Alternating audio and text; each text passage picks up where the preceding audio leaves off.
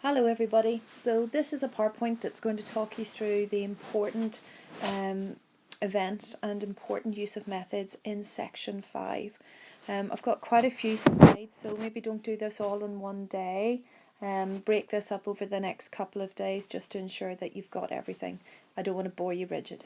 Okay, here we go. Righty-ho, so the importance of the setting. Section 5 takes place in the barn, and I wanted you to do a little bit of work on this beforehand, so hopefully you got a chance to do this work over the week. So the first thing I wanted you to think about was the idea of the sensory imagery that's used in the barn, and primarily let's think about sight. What do we see? What visual things are described? So we have these quotations here below. The afternoon sun sliced in through the cracks of the barn wall and lay in bright lines on the hay, and the hay came down like a mountain slope to the other end of the barn. So what we have here through the use of visual imagery is an idea of the barn as a warm and quiet place. It really is the last place that we would expect a murder to happen in. And that's important because this is a warm and quiet place where Lennie goes with his little pup. And what happens there is shocking because the backdrop itself is really a place where we would expect tranquility to be, where we would expect life to continue at a slow, and that word lazy that's used in relation to the barn several times, a slow and lazy pace. We wouldn't expect the trauma that takes place in there. But remember, we as readers have been anticipating some sort of dramatic event ever since Lennie and George arrived at the ranch. And when we met Curley's wife, she blocked out the sun, and we had the understanding that she was going to be a weak link in the chain, that she was going to play some part in destroying the dream that George and Lennie and Candy long for. And here we'll find out that she plays a part, but it's a very passive part, because really it's Lennie's actions that cause the tragedy that is to follow. Then if we think about the sounds that are heard in the barn, the horses, they stamp their feet and they bit the wood of the mangers and rattled the halter chains, and the buzz of the flies in the air in the lazy afternoon humming. So if you just look at that phrase, the lazy afternoon humming, again gives you the idea that the barn is meant to be a warm, tranquil place and completely oppositional to the events that happen within it. But if you look at that little clue that we've had beforehand, the idea of the halter chains. So we've had that particular reference to sound several times in the novella, the halter chains. Remember, halter chains bind, they are fetters, they limit people, they limit animals particularly. But we have had that reference, that motif, so repeated reference to the sound of the halter chains, just letting you know as a reader that everybody on this ranch is in some way fettered or restrained by life. They have not got the freedom that they should have. They don't have the joy, they don't have the emotional freedom that they should have. Everybody's trapped by something. So the reference to the halter chains again is an important motif that Steinbeck uses to let you know that everybody in the ranch is in some way trapped or restricted. So this is really just developing the point that I've already stated, that there is a contrast between the atmosphere in the barn and the actions that take place there. And we've had that atmosphere, it's been warm, it's been lazy, it's meant to be a place of tranquility, but instead what we have are these violent actions. You have them there from Lennie. Suddenly his anger rose. You God damn you, he cried. Why do you got to get killed? You ain't so little as mice. And he picked up the pup and he hurled it from him. So if you look at that, folks, what we have here is foreshadowing Lennie's treatment of the mouse and not the mouse, though we have previously had his treatment of the mouse. Lennie's treatment of the pup foreshadows how he is going to be violent with Curley's wife. So just that verb, hurl the pup, look at his language, God damn you. So his language there, his dialogue is aggressive. And then if you think about how that aggressive reaction to the pup, it's not the pup's fault it got killed, it's definitely not Curley's wife's fault that she got killed, but if you look, you see the same level of aggression and she struggled violently under his hands, her feet battered on the hay, with her trying to get free, and under Lennie's hand came a muffling scream and her body flapped like a fish. So what we have with the pup, we have a little bit of foreshadowing there. So his violence and his aggression kill the pup, just as his aggression and that violence that doesn't come from hatred but comes from fear and panic will kill Curly's wife. If you look at the verbs in relation to Curly's wife, struggled, battered, we have also writhed, that idea of her fighting for her life, and it gives you the idea of how strong Lennie is, that even though she has these dynamic verbs showing how she's fighting for her life, she can't do anything about it. Under the strength of Lennie's hand, her body flops like a fish. And remember, folks, that simile, flops like a fish, we've had that before in section 3 in relation to her husband Curley. So it's important that that simile is used to unite husband and wife, because under the strength of Lennie, both of them are weak. Both of them don't stand a chance. And then finally then, in relation to the setting, what mood is created at the start of the chapter and the end? What's the difference? Well, there's it very clearly for you folks. The barn was quiet and humming and lazy and warm. So you have this idea of the barn as a tranquil place, as a warm place, as a homely place, as a place where we would not expect this level of violence. But at the end, the barn is changed by what has happened within it. The barn was darkening gradually, so just the symbolic meaning there of darkening. And in their stalls, the horses shifted their feet and rattled their halter chains. So again, folks, that motif reminding you of how everybody is trapped, how everybody is limited. And remember, George is now going to be trapped into one particular mode of action. There's nothing he can do now. Everything has been taken out of his hands, and what he will have to do is just a very narrow course of action. There's nothing he can do if he wants to be a good friend to Lennie. And that motif of the halter chains, which started and ended this chapter, lets you know how everybody is trapped into a particular mode of life within this ranch. I'm going to talk a little bit more about Old Candy at the very end, so keep that for later. Right, so the important element within section 5 that I want you to focus on, apart from the setting that we've just looked at, is Curly's wife and how we get a different perspective on Curly's wife. I've used this picture of a very famous 1930s movie star called Jean Harlow, because Jean Harlow at that time was seen as the epitome of what a woman should be. She's sexy, she's glamorous, she was a woman who was confident, but she was a movie star, so all of those things were allowed because she was a movie star. But Jean Harlow is the kind of woman that Curly's wife aspires to be. Curly's wife thought she could be Jean Harlow, but that was Curly's wife's naivety, not really something that could happen. So Curly's wife has dreams as well, and her dreams were to be a movie star, and her dreams are shattered, just like everybody else's dreams in the novella.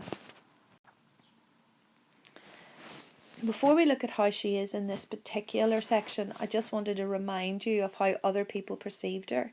So remember, the men in the ranch have said such derogatory things about her as, have you seen the new kid yet? She ain't concealing nothing. I bet she even gives the stable buck the eye. And these two things here are derogatory. This one here is important because that's what she is. She's a kid. She's probably in her late teens. And she tells you within section 5 why she did what she did, how she met and married Curly in the same night just to get back at her mum because she thought her mum had kept the letter from the man who promised to put her in pictures. So whenever you're thinking about Curly's wife, you need to remember that she is the new kid, that she is a young girl who's lost in this ranch and who has no one and nothing to look, no one to open up to and nothing to look forward to. She's a kid without hope. And that's a tragedy. But she doesn't help herself. That's important too. And in section 4, we find out how that hopelessness within Curly's wife has made her bitter.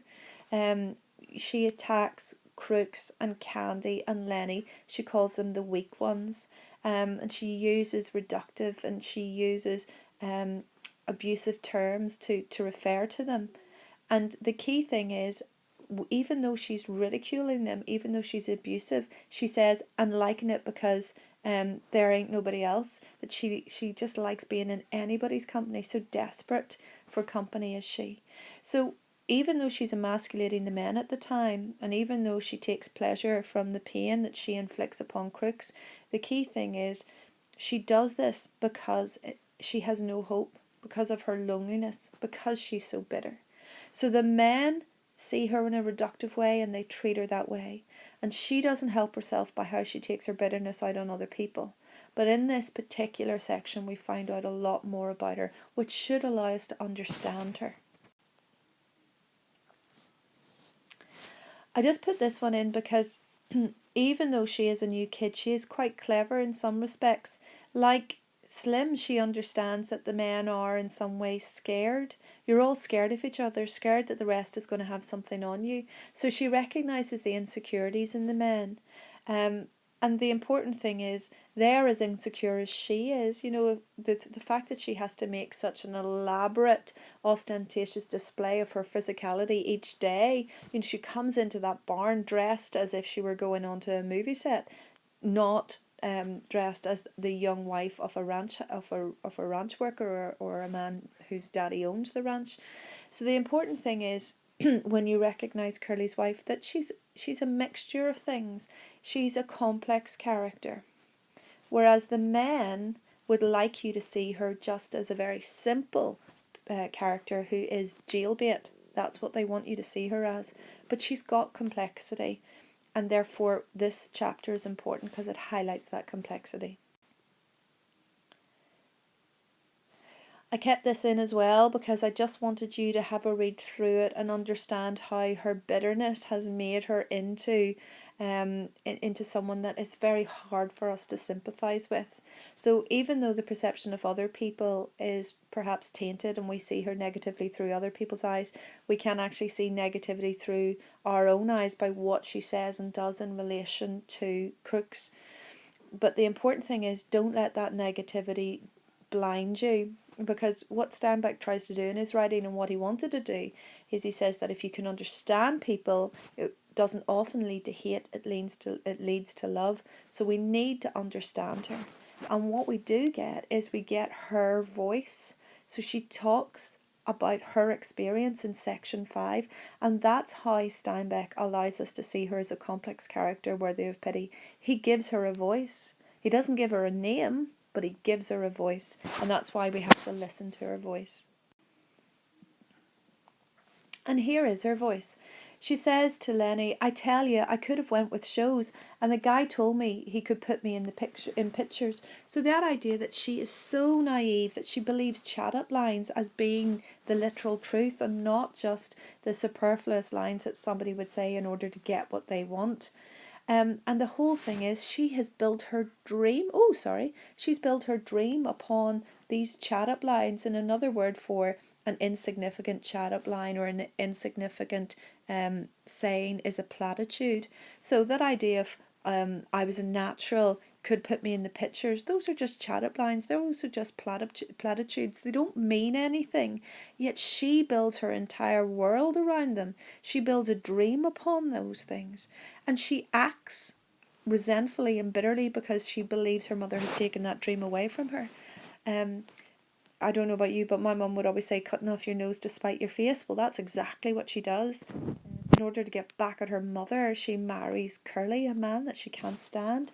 And if ever there's anything to inspire pity, it's the fact that she's trapped in a loveless marriage with a man that she can't stand.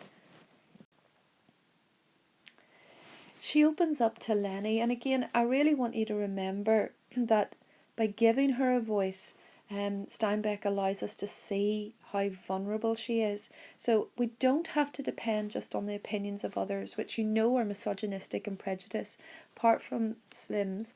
But what we have here is a young woman who's allowed to speak for herself, and she says, "I get awfully lonely. How do you like not to talk to anybody?" She actually said, "I get awfully lonely."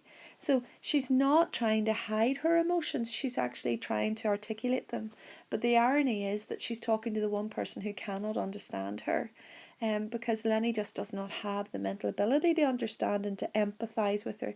So she's desperate for empathy, but she'll never get it from him because he just doesn't have the mental acumen to give it.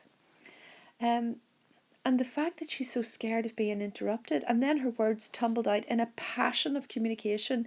Like, that's a brilliant metaphor, a passion of communication, as though hurried before her listener could be taken away. So just think about that metaphor, a passion of communication. So scared is she that she won't have someone to talk to. She just absolutely offloads everything that she needs to say. She's scared of being interrupted, and implies that she's not often allowed to talk to herself, or she's never listened to. And again, that reflects just how vacuous and empty and hollow her marriage is. She could never have a conversation like this with her husband. And just as George confesses to Slim, Curly's wife confesses to Lennie. Now the difference is, George confessing to Slim, he's confessing to someone who can empathise with him, somebody who understands. But this confession unfortunately falls on deaf ears because Lennie cannot understand it. Well, I ain't told this to nobody before, maybe I ought to, but I don't like Curly. He ain't a nice fella. Now just look at how explicit that is. And for someone who's just newly married, that's an absolute pity that she understands that she doesn't like him, that he's not nice.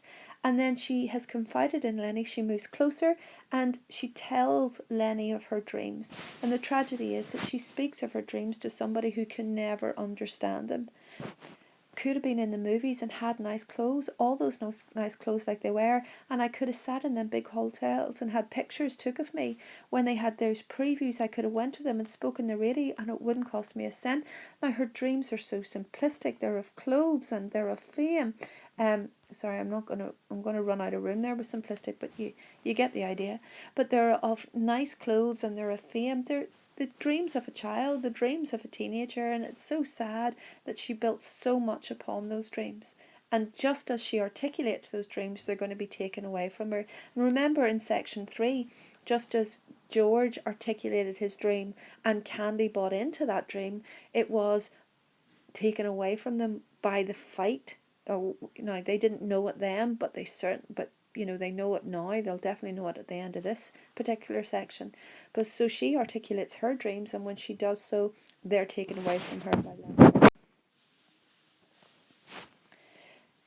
And then she said, because this guy said I was a natural, and she looked up at Lennie and she made a small grand gesture with her arm and hand to show that she could act, the fingers trailing after her leading wrist and her little finger stuck out grandly from the rest. Now, it's quite a pathetic view of what acting is. It's quite a pathetic view of what acting actually means. But again, she is quite pathetic, and I don't mean pathetic as in stupid, but I mean that you have to feel sorry for her. And that I was a natural. And think of the irony of this. Think about how heavily made up she is. Think about her rouged cheeks and lips and her hair like little sausages. There's nothing natural about her. And of course you understand that this is just a chat-up line that she fell for. Now, the attack on Curly's wife is completely unpremeditated. We have the idea that Lennie, like he did in Weed, he just holds on. He grabs the soft thing, her hair is like velvet, and he grabs it, and then he gets scared and he doesn't know what to do thereafter. But I just want to look at what happens to Curly's wife after death, because it's really important. In death, she's freed from her pretend life. The meanness and the plying and the discontent and the ache for attention were all gone from her face. Guys, look at that listing there. Listing of her qualities in life. Mean and planning and discontent and aching for attention. So the listing of all that shows what she was in life, but all of those things are taken from her in death, because what we have here is almost like a Snow White character waiting for her prince to come. And we have that life and its burdens made her what she was. Look at that. Now that's really important. She's a product of an environment. She's a product of a set of circumstances. Life and the burdens made her what she was. So just as life has bent Crooks's back, just as life has robbed Candy of his wrist, just as life has embittered Crooks and made his face lined with pain, then life made Curly's wife mean and discontent and aching for attention. And therefore, you've got to understand that the problem's not with her but with society that creates this set of circumstances. She was flattered as being that natural, and again, you've got in death this transformation of her, because in death she was a very pretty and simple, and her face was sweet and young. That's how she looked. She was sweet and young and pretty and simple. But think about how the men looked at her. They looked at her as jailbait. They looked at her as a rat trap. They couldn't see her for what she was because of their prejudice. But without prejudice, and without this desperate and bitter need for some sort of acknowledgement and some sort of connection, she becomes what she was, a young girl lost in a terrible situation. So you've got that analogy, that reference to Sleeping Beauty here. She's described as if she were alive and sleeping, waiting for her prince to come. And very sadly, she never got her prince. Curly was never a prince. But what we have here, if we see her there as that Sleeping Beauty analogy, through the reference of her being alive and sleeping, what we have is that Steinbeck has let us understand her. So we can dismiss the labels that are placed upon her. We can perhaps excuse some of the bitterness from section 4 when we just understand that this was a very pretty, simple girl who was sweet and young, and who, because of a set of circumstances, became mean and discontent and ached for attention. Now, if we think about how Lennie reacted, I've just taken the key moments from the attack here. Lennie was in a panic. His face was contorted. Lennie began to cry with fright. He shook her then, and he was angry with her. So if we have a look at his reactions, they're all the sort of reactions perhaps that we've had in section 3 when Curly attacked him. He's in a panic. His face is contorted. He cries with fright. Remember in section 3, he whimpered with fright as well. So we have a replay of exactly the same sorts of reactions. And again, that links to the character of Lennie, this cyclical characterization that he does a bad thing, he thinks he'll get forgiven for it, he'll try to never do it again, and then he does a bad thing. So in section 3, he was in a panic, he didn't know what to do, he was crying and he was whimpering. In section 3, he was ordered to fight back, but here he's not ordered to fight back. Instead, he shook her then, and he was angry with her. Angry because he thought that she was going to prevent she thought that she was going to make him do a bad thing, and then George would be angry. So what we have here is a person who acts irrationally. So it's irrational actions of Lennie, and we've had that before. What we also have is the idea that Curly's wife is completely passive. She doesn't do anything to deserve this. She's completely passive. Again, she's a young girl who is in a situation where men are dangerous to her rather than her being dangerous to men, which is how she was projected by the other ranch house workers. When he breaks her neck, he doesn't register that she's dead, and for a moment he seemed bewildered. So the idea that his action would result in death is something that bewilders him. He doesn't get it, and again lets you know about how irrational he is, that he doesn't have the perspicacity, he doesn't have the mental acumen to understand, if I do this, this will happen.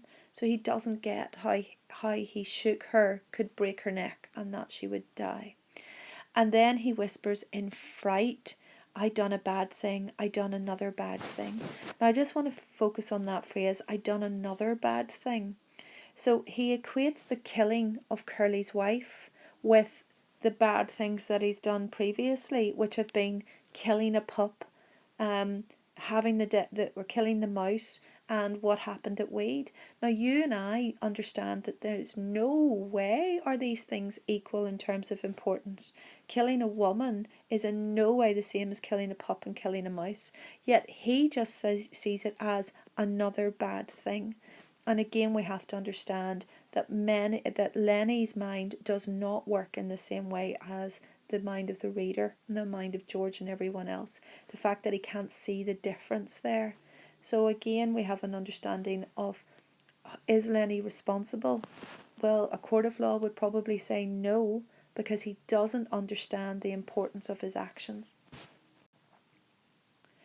Now, this is another little section that I wanted us to do, and hopefully you've done the prep work for this. It's just asking you to focus on how these characters all have important things to do within section 5.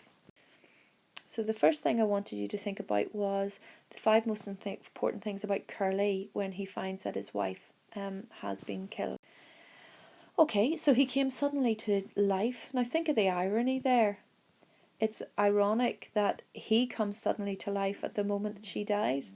Again, shows how incompatible the two of them are. So through her death, he comes suddenly to life. So there's always that sense that the two of them were incompatible from the start. And what is it that enlivens him?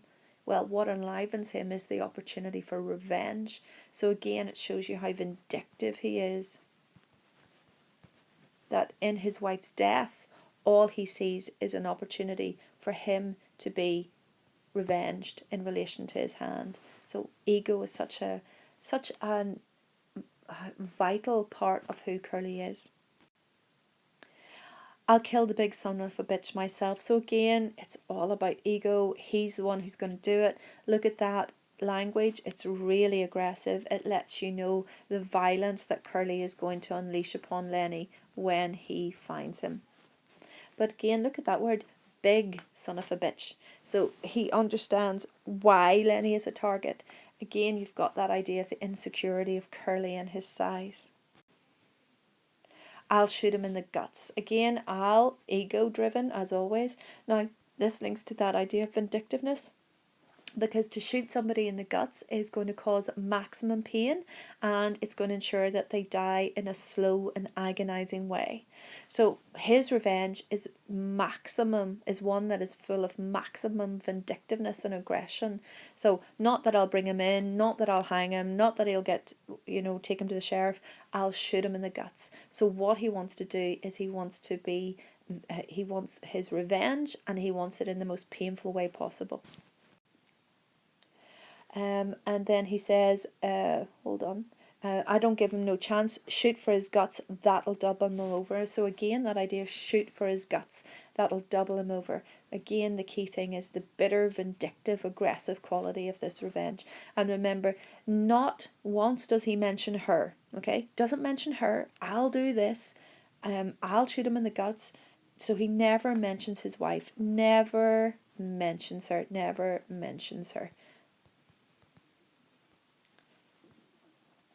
She is a second thought. She doesn't figure in his in this sudden vitality that is born within Curley. She's not important. What's important is his vengeance. And again, look here, I'm going to shoot the guts out of that big bastard myself, even if I've got one hand. So big bastard, again, that idea about size, about Curly's insecurities, about this is all to do with ego. And again, that idea of his guts. 3 times he's mentioned that now. So 3 times he refers to shooting Lennie in the guts. Make sure that you point that out as a method. So in his dialogue, 3 times he mentions shooting Lennie in the guts. It shows how vindictive he is, how he wants to cause maximum pain, and never once does he mention his wife. So 3 times you've got about shooting Lennie in the guts, but never once does he mention his wife. Okay, so Slim, what's important about Slim then when he finds the... Slim understands it. Curly's still mad about his hand. That's the reason for vengeance. That's the reason. Not the dead girl lying in the hay, but the reason is ego. The reason is Curly's bitter ego. He's still mad about his hand. That's why he's going to act. And Slim understands that. Again, showing how perceptive Slim is, how he understands and shows understanding beyond thought. And this, I guess we got to get him. Now, the important thing here is we got to get him. So Slim understands that there's no alternative here. But what they're going to do together. So there is this unity there. And what George has to do, he's going to do with Slim's approval. The phrase is ambiguous. What does it mean? We got to get him. Does it mean that we got to get him and shoot him? Does it mean we got to get him and bring him in? So the ambiguity is important. It's an ambiguous phrase, and it's important because what we've got there is Slim again giving some sense of approval for what has to happen next, and the understanding that maybe Slim and George are thinking in the same way. And Slim says to George, suppose they lock him up and strap him down and put him in a cage. That ain't no good, George. So what we have here is the idea that without saying it out loud, Slim is making sure that George knows that there's only one course to pursue. There's only one action that can happen here.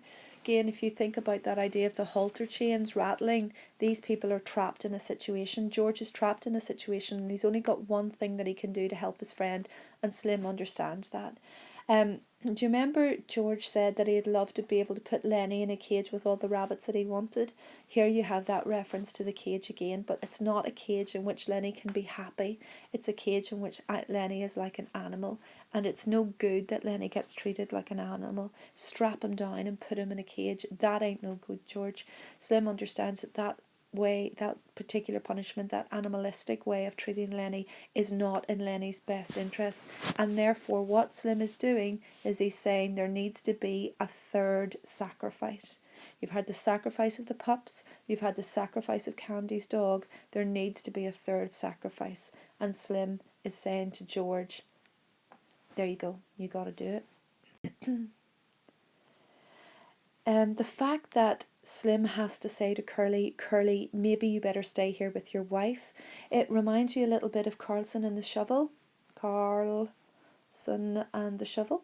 If you remember, Carlson had to be reminded to take the shovel to treat the dog with dignity, and Curley has to be reminded to stay with his wife, to give her some dignity in death. Curley doesn't do it though, that's the key thing. Carlson does take the shovel, Carlson understands, Curley doesn't. So again, it shows that Slim does the right thing, tries to encourage other people to do the right thing, but Curley is such a bitter and vindictive and angry man that he would never do the right thing, even towards his dead wife. Okay, so we think about the important things for George here in this particular section. Right, so when he comes back, his hat was so far down his forehead that his eyes were covered. Why did he have to have his eyes covered? Because he can't show any emotion. You have the idea that he has to be emotionless. He cannot let other people know what he's going to do. Now, of course, Slim understands what he's going to do, but he doesn't want to let the other people. Again, that idea of his eyes covered, it's ominous. And it perhaps allows you as a reader to understand that there is only one course to pursue for George now, and he's going to do that. George repeats, I know, to Slim. So it's about this shared understanding. And what we have here with that shared understanding is that you've got the idea of George and George and Slim as parallel characters. They think in the same way, and the fact that George repeats I know lets you understand that he thinks in the same way as Slim, and he knows that there's only one course that he can pursue. But look at this, as he leaves to do it, his feet dragged heavily. Now, who was the last person whose feet dragged? It was Lennie's. But there you have, just in that, if you have a little look at that verb and that adverb, what they do is they imply the burden that's on George, that he knows what he has to do, and the impact of what he has to do is something that is heavy upon his shoulders. So what we have is the idea of the burden that's been placed on George's shoulders, the burden that's born out of love and out of friendship and out of the ability to make a sacrifice, to do the right thing, even though the right thing may break his heart. Okay, so I just wanted to look at Candy and the important things for Candy. Okay, so Candy says about Lennie, poor bastard. And what we also have had is George using exactly the same words, poor bastard, when he was talking about Lennie disappearing into the brush in scene 1. So in scene 5, we've got exactly the same dialogue, exactly the same phrase being used in relation to Lennie. And why that's important is it shows the shared perspective and understanding that both Candy and George understand how incapable Lennie really is of acting in a way that is rational and logical, how he hasn't got the ability to understand the repercussion of his actions. I think it's also important that here he's a murderer. Lennie has killed Curly's wife, and yet Candy's sympathy is not for Curly's wife, but for Lennie, poor bastard. So it just shows you how he and George use exactly the same language to talk about Lennie, how they both have a shared perspective and they understand that Lennie is not responsible for the things that he does. I also wanted to point out the idea of how questions are important for Candy. And look at that phrase, now Candy spoke his greatest fear. So you've got two important simple sentences here. That first one, Candy spoke his greatest fear, and the last one, he knew. So the two simple sentences really are important because what they do is they show you how dependent Candy has become upon the idea of the dream, and also how in some ways Candy sounds a bit like Lennie here through the use of questioning. And you and me can get that little place, can't we, George? And you and me can go there and live nice, can't we, George? Can't we? Before George answered, Candy dropped his head and looked down at the hay. He knew. So the questioning and the simple sentences show the desperation of Candy to hold on to the dream, even when faced with the reality of Curly's wife's death. He's still desperate to hold on the dream, and that use of the pronoun we, can't we do this, can't we? And in some way he mimics Lennie's dependence on George, sounds like Lennie there through the use of the questioning, because he has the same desperation to hold on to this dream as an alternative way of living. And then the final thing I wanted to look at is just the way the section ends. So the section ends with old Candy lay down in the hay and covered his eyes with his arm, and it reminded me of the end of section 2, where Candy's dog, after a moment the ancient dog walked lamely in through the open door. He gazed about with his mild half-blind eyes. He sniffed and then lay down and put his head between his paws. So what we have are similar actions at the end of section 5 and at section 2. The thing that I want you to point out here is the actions parallel each other. And the action in section 2 is of Candy's dog, and the action in section 5 is of Candy himself. So by having these similar actions take place at the end of the chapters, so at the end of the very last sentence of section 2, very last section of section 5, then in the last part of section 5, what we have here is the mirroring of Candy and his dog. And again, it lets you know as a reader how these characters are parallel, how Candy and his dog share a similar life and share similar futures. Perhaps foreshadows that the brutal end that happened for Candy's dog is something, unfortunately, perhaps that links to Candy, that I'm not saying that he's going to get shot, of course I'm not going to say that, but it's just that idea that Candy's dog was treated with a certain harshness at the very end, and old Candy perhaps has nothing to look forward to either. Maybe that harsh and callous way of ending things for him. But the important thing here, folks, is just the mirroring of Candy and his dog continues even after Candy's dog is shot in scene 3. You've got this tragic ending with Candy. You'll never hear from Candy again. This is it. You've got this tragic ending where he seems weak and pathetic and pitiful.